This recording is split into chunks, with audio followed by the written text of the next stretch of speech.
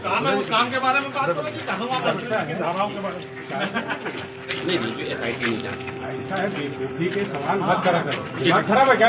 हैं? चलो चीजें बंद कर देंगे। अरे कमर बंद कर दे। जय भीम, नमो बुधाय। साथियों,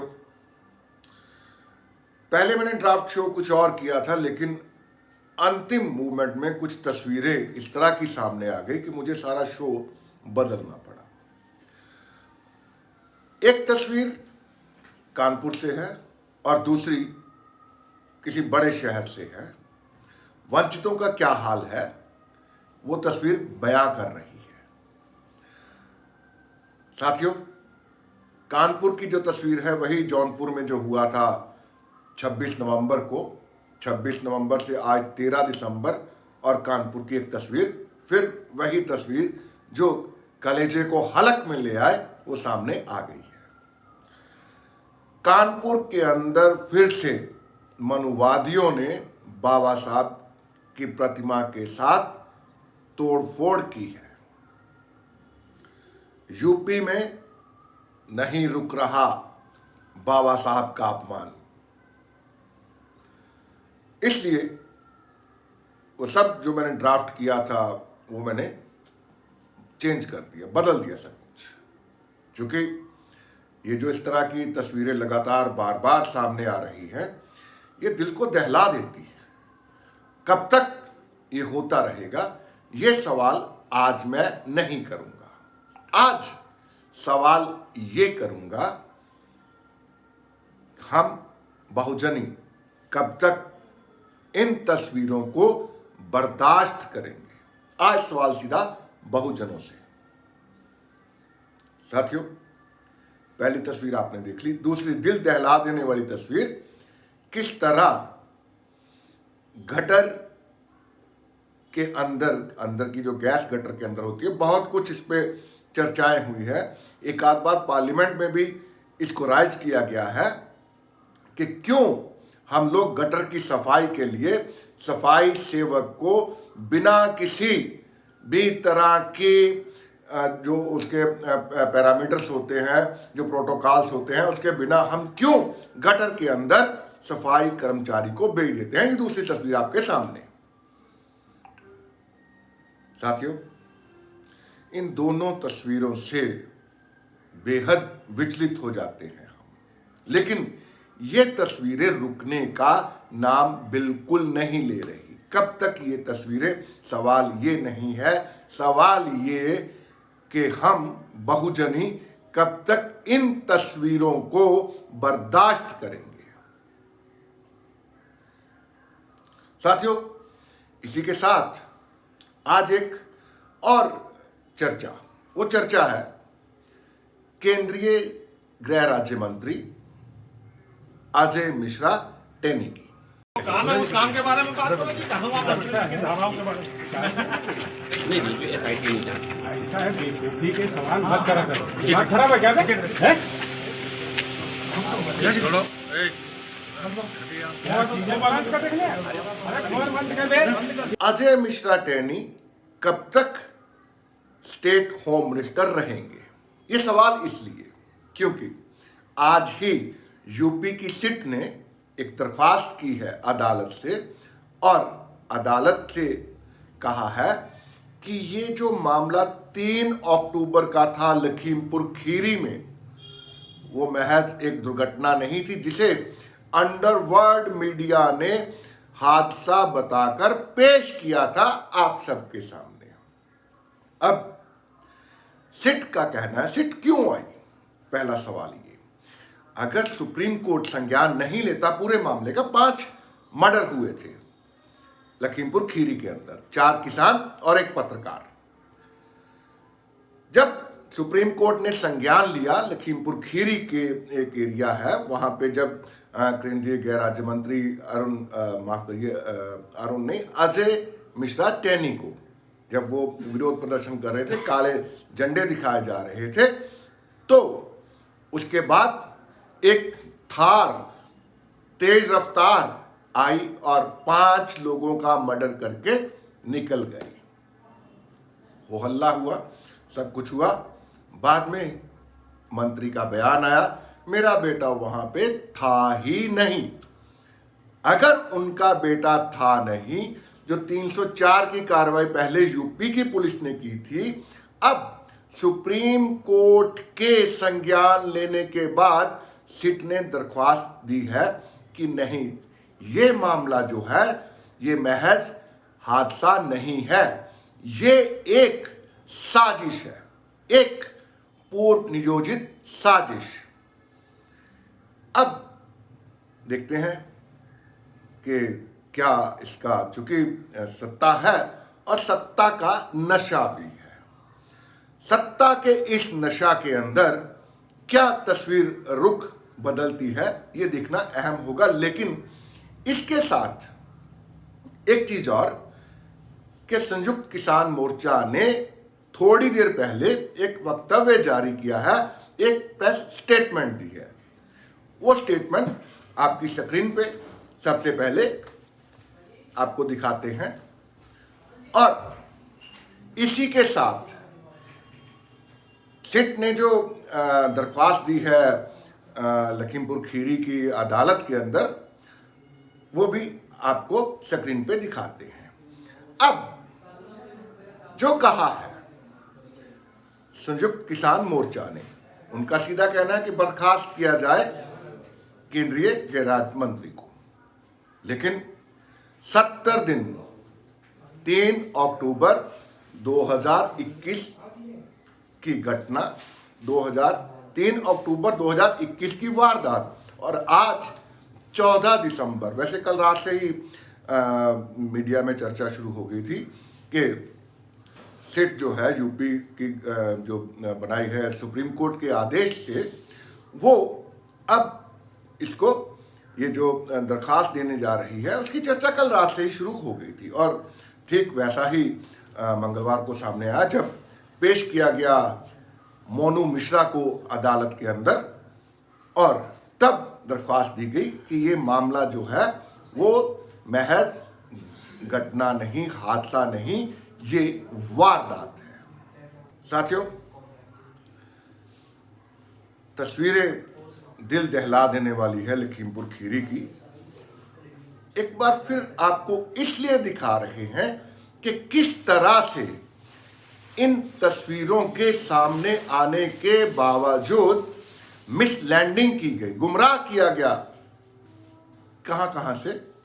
सरकार की ओर से, सत्ता की ओर से, अंडरवर्ल्ड मीडिया की ओर से, और ट्विटर की जो टीम है सत्ता की, सारी आईटी टीम जो है उसकी ओर से कितना गुमराह करने की कोशिश की गई। लेकिन अंततः सच्चाई सामने है। सच्चाई सामने क्यों है, ये अहम सवाल, और इस अहम सवाल का सीधा साफ जवाब संविधान नहीं होता तो आज मोनू मिश्रा अदालत की जगह अपने बंगले पे होता।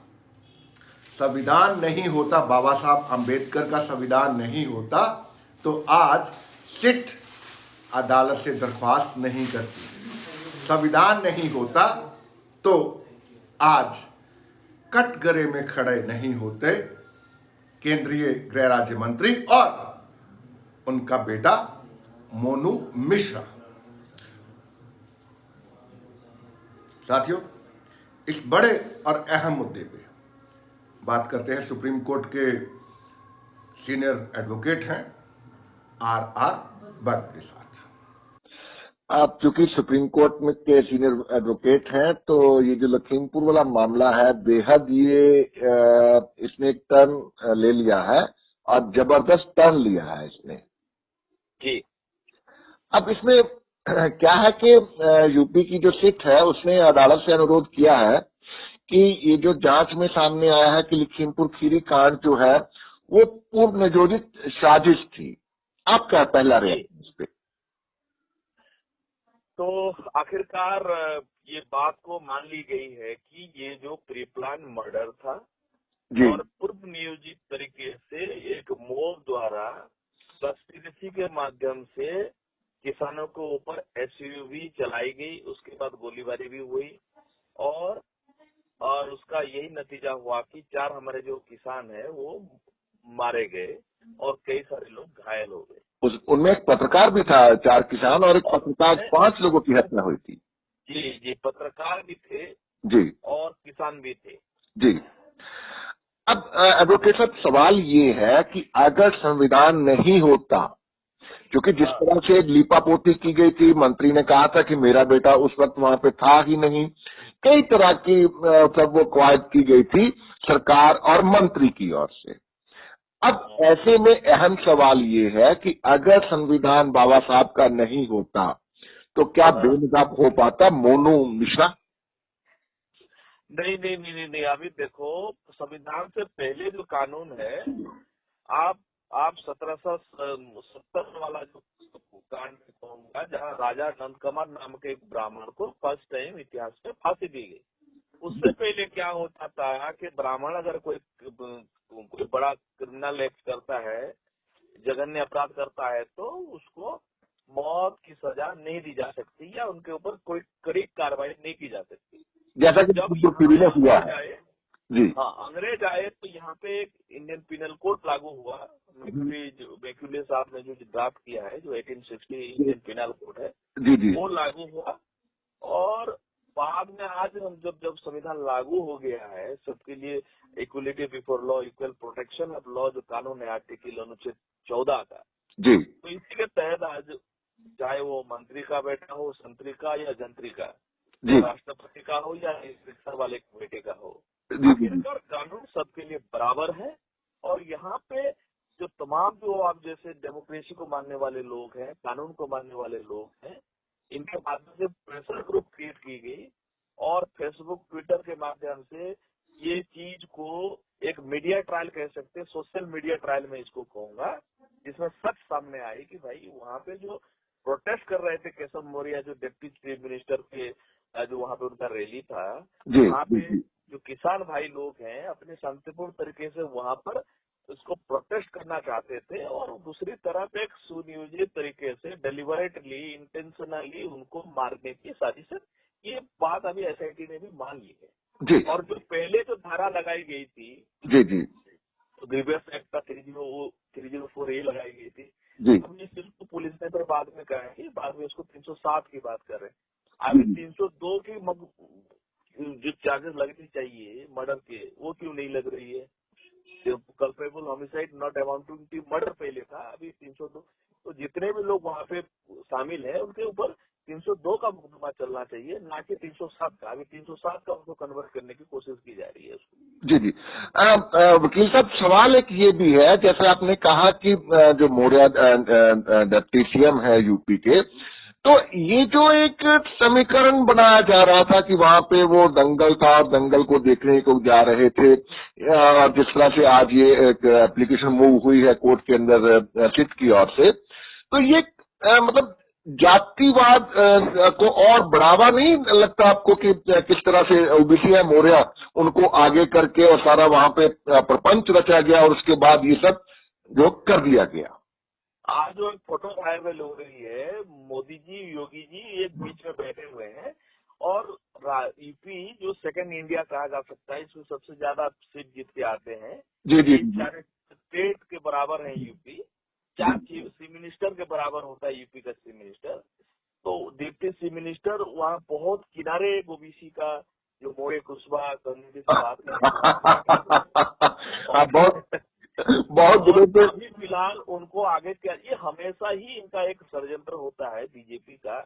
और जो जातिवादी मानसिकता के लोग हैं, जो भारत माता को मानते नहीं, रेस्पेक्ट नहीं करते हैं, एक तरफ भारत माता की ये कहते हैं और दूसरी तरफ भारत माताओं का रेप होता है, अन्याय अत्याचार होता है, राइट जी।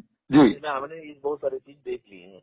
आज जो हम लोग लक्ष्मीपुर खीरी की वो लोग बात कर रहे हैं, जस्टिस राकेश कुमार जैन की उनके निगरानी में सुप्रीम कोर्ट ने एक कमिटी इन्वेस्टिगेशन जो मॉनिटरिंग करने के लिए उनको रखा गया है लक्ष्मीपुर खीरी वायलेंस को इश्यू को लेकर। जी जी, माननीय सुप्रीम कोर्ट ने ये किया और बाद में इसको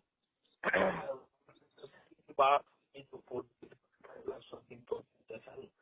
और जितने भी बड़े बड़े जो आई विटनेस है सबको निगरानी मिले, उनका भी बयान दर्ज हो और जितने भी एविडेंसेस हो फोरेंसिक कमेटी उसको निष्पक्ष करके उसको जान के, और अभी फिलहाल क्योंकि यूपी का इलेक्शन है इसी वजह से इनको दोषी दिखाया जा रहा है। पता चले कि जैसे यूपी का इलेक्शन जीत जाएंगे तुरंत इसके ऊपर से मामला हटा दिया जाएगा, क्योंकि ये केंद्रीय मंत्री का बेटा है।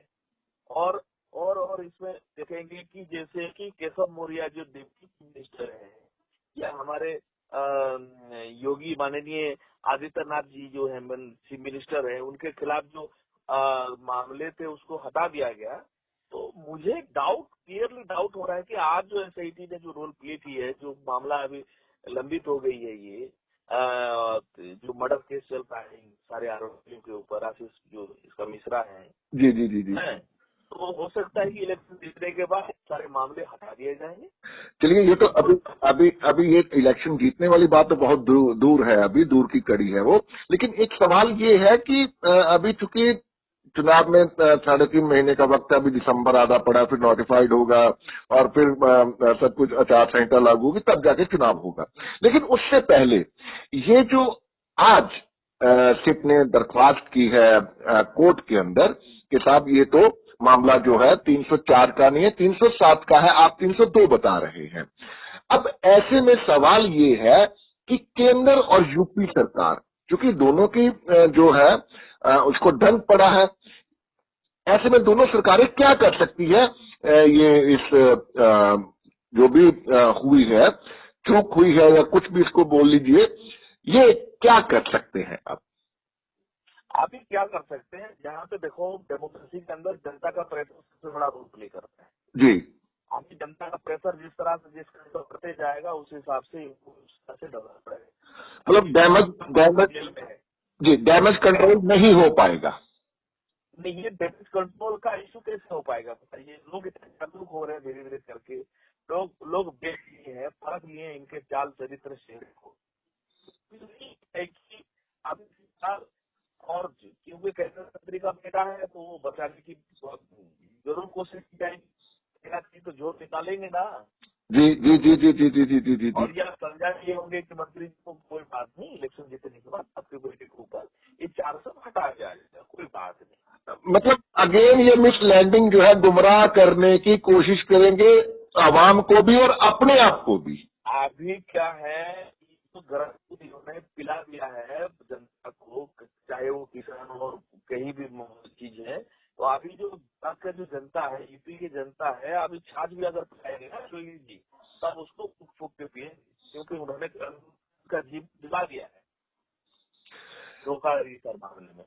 चलिए आप तो निभाए नहीं, जी शासन है ही नहीं, शासन है ही नहीं, डेवलपमेंट के काम पे दबे हैं। जो पूर्व बहन मायावती जी की सरकार में जो चीज यमुना एक्सप्रेस हुए, अभी गंगा एक्सप्रेस, ये सारा निर्माण जो बहन जी ने की थी उसी को ही लोग दिखा रहे हैं, दोबारी करा रहे हैं, ये कर रहे हैं। तो कोई नया कितने खुलेगा बताइए? कॉलेज खुले हैं, आप इंटरनेशनल प्रोजेक्ट वगैरह जो स्टार्ट की गई बहन जी के शासन काल में, उसको तो आपने नहीं बढ़ाया। अभी मैं चीफ गेस्ट था गौतम यूनिवर्सिटी में, जिस तरह से उसमें मोनुमेंट बनाया गया, ऐतिहासिक था, नालंदा यूनिवर्सिटी के बराबर है वो यूनिवर्सिटी, यूनिवर्सिटी देश में, तो उसका जो हाल है उसको डेवलपमेंट नहीं किया जा रहा, साफ सफाई नहीं किया जा रहा है। चलिए ये पॉलिटिकली बातें हैं, क्योंकि मामला आज कोर्ट और सिट का है, तो इसलिए मैं जो केंद्रित है वो सिट और कोर्ट पे ही रहूंगा। आप कानून के जानकार हैं, तो इसलिए मैंने आपकी प्रतिक्रिया ली। पॉलिटिकल बातें आपसे बाद में करेंगे, आपने कीमती वक्त दिया। जो चीज है ना, इस सरकार जिस तरह से वो गुंडा कर रही है उसके ऊपर भी मैं कहा कि जो कोर्ट का मामला है, कोर्ट का मामला तो आपको मानना पड़ेगा, बिल्कुल। माननीय सुप्रीम कोर्ट का आदेश है जी, आपके पंजाब और हरियाणा हाईकोर्ट के, तो वो तो रिटर्न कर रहे हैं जी। और ये तो ऐसे ही अभी देखना है, क्योंकि इसको सजा देने लोग वहाँ पे दोषी पाए जाएंगे, उनके ऊपर कठोर कार्रवाई की जाए। यही तो सवाल है ना कि क्या कार्रवाई होगी।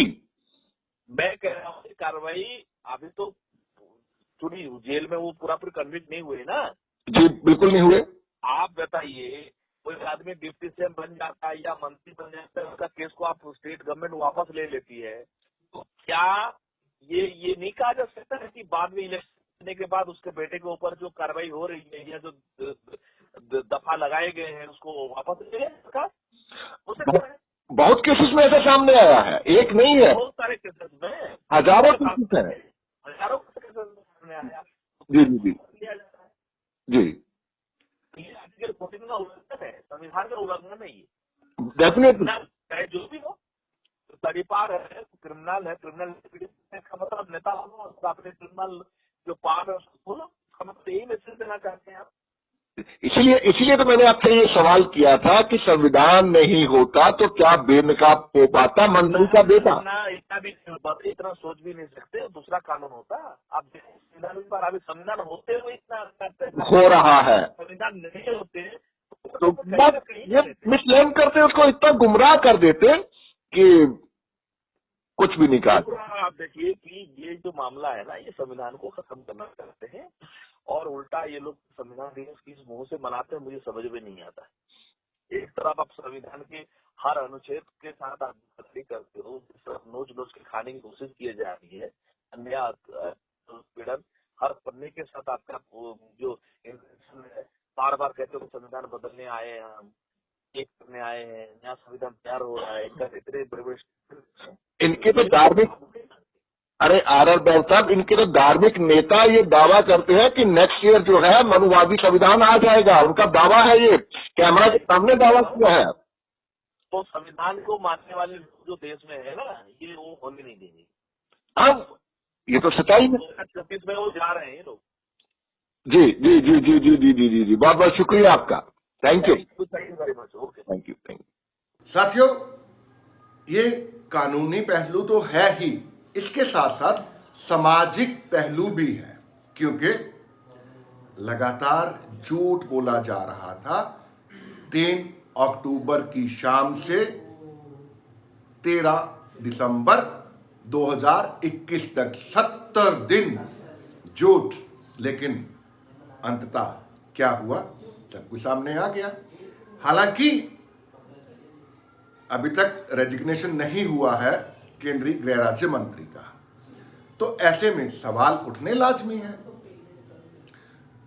कुछ लोग इसको इस तरह से देख रहे हैं कि शायद अजय मिश्रा टैनी का रेजिग्नेशन नहीं होगा। यह एक अलग सवाल है, रेजिग्नेशन होगा या नहीं होगा, लेकिन इसका सामाजिक पहलू क्या है समझते हैं आगरा के डॉक्टर सुभाष चंद्रा से। जी डॉक्टर सुभाष चंद्रा जी, आपका बहुत स्वागत है हमारे शो वंचितों का भारत में। आप यूपी से हैं और यूपी की एक बड़ी खबर जो है, शायद वो अंडरवर्ल्ड मीडिया के लिए बड़ी नहीं होगी, लेकिन हमारे लिए बेहद अहम खबर ये है कि किट जो बनाई थी लखीमपुर खीरी को लेके, जो कांड हुआ था जिसमें केंद्रीय मंत्री अजय मिश्रा टेनी के बेटे जो हैं मोनू मिश्रा जो है, उन पे 5 हत्याओं का आरोप है। किट ने भी अपनी दरख्वास्त में कहा है अदालत से कि साहब ये 304 का मैटर नहीं है, ये सीधा सीधा एक साजिश है ये। आपकी पहली प्रतिक्रिया इस पे क्या होगी? देखिए ऐसा है कि ये पूरा इसको एक राजनीतिक रंग में डालने की कोशिश की गई थी जी। अब चूंकि हर व्यक्ति चाहता है कि जांच निष्पक्ष हो। जांच निष्पक्ष होती है जब जांच करने वाले हों जी। घुमा फिरा करके बात वही होती है, कान को पकड़ना और नाक को पकड़ना होता है लोगों को, है ना। वो किसी न किसी तरीके से आपको नाक पकड़वा ही देते हैं जी, है ना। जहाँ जब सत्ता से अगर कहीं हावी होता है तो निश्चित रूप से देखिए जांच तो प्रभावित होती है।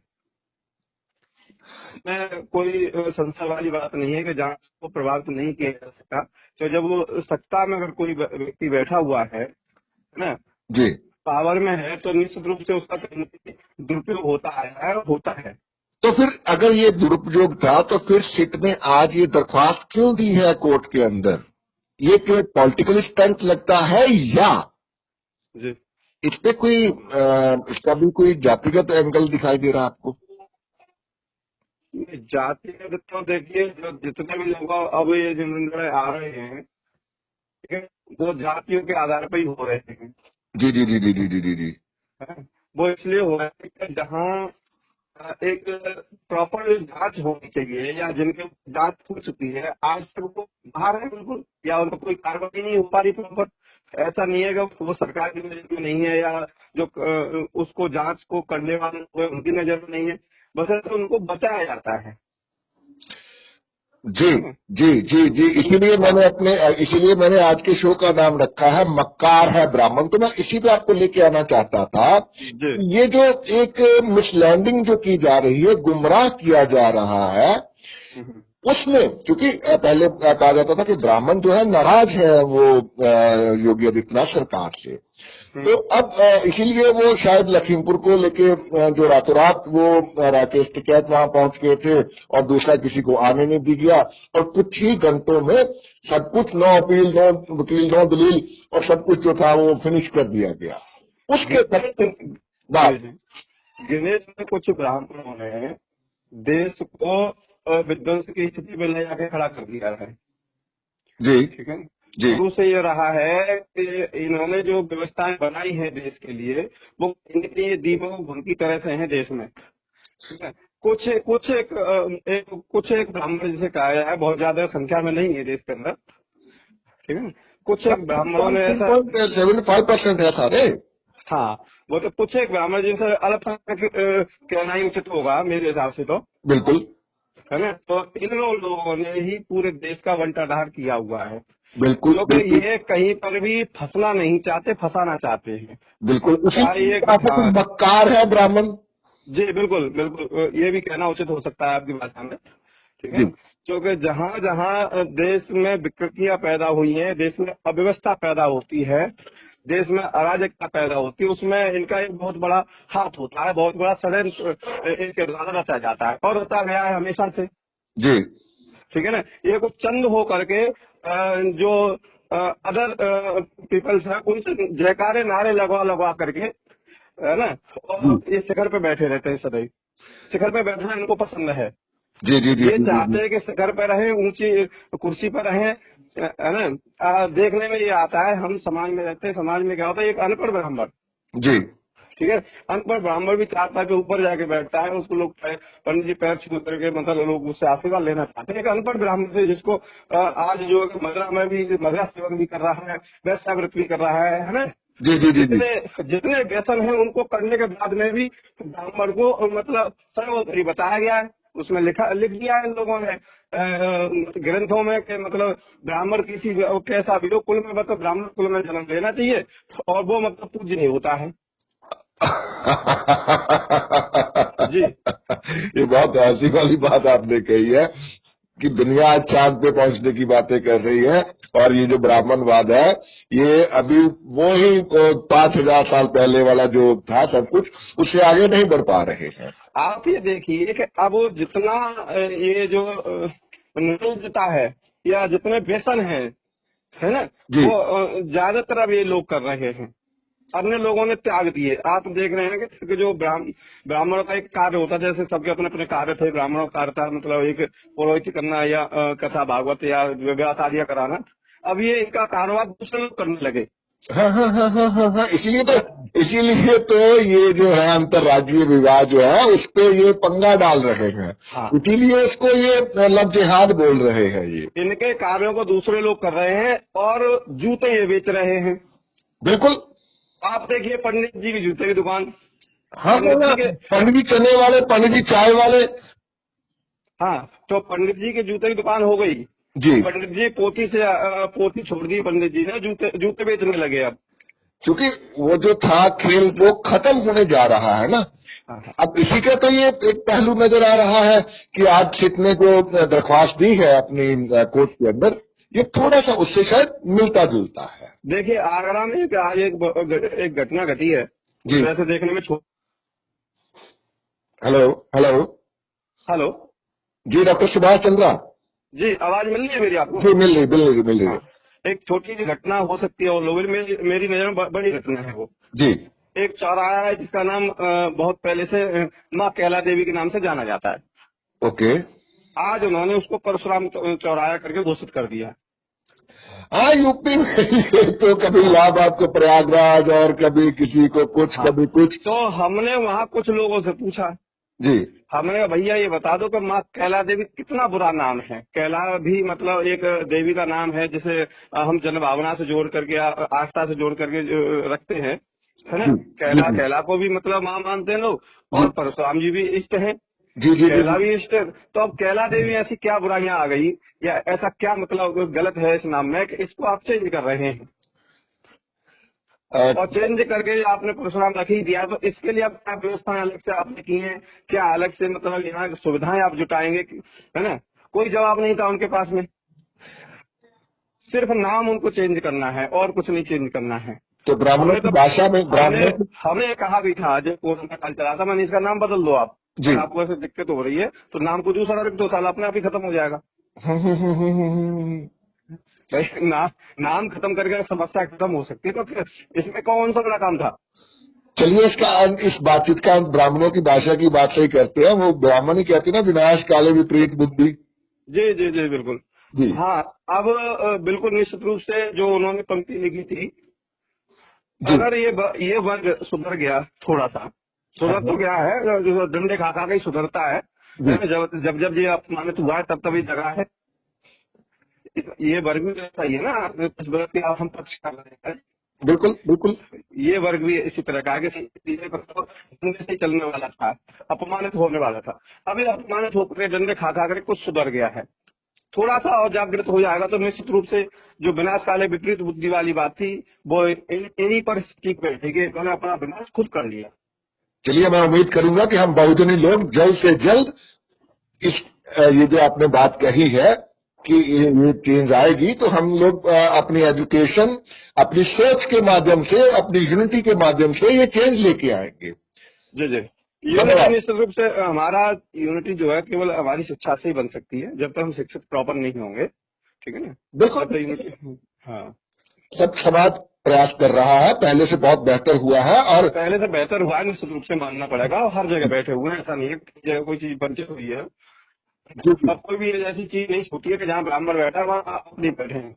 बिल्कुल बिल्कुल है, बिल्कुल। ऐसे ऐसे बहुत सी चीजें जहाँ ब्राह्मण आज आपको नतमस्तक करते हैं या पैर छूते हैं, लेकिन अब वो ये सोच को आप अपने को प्रॉपर नहीं बदल पा रहे हैं।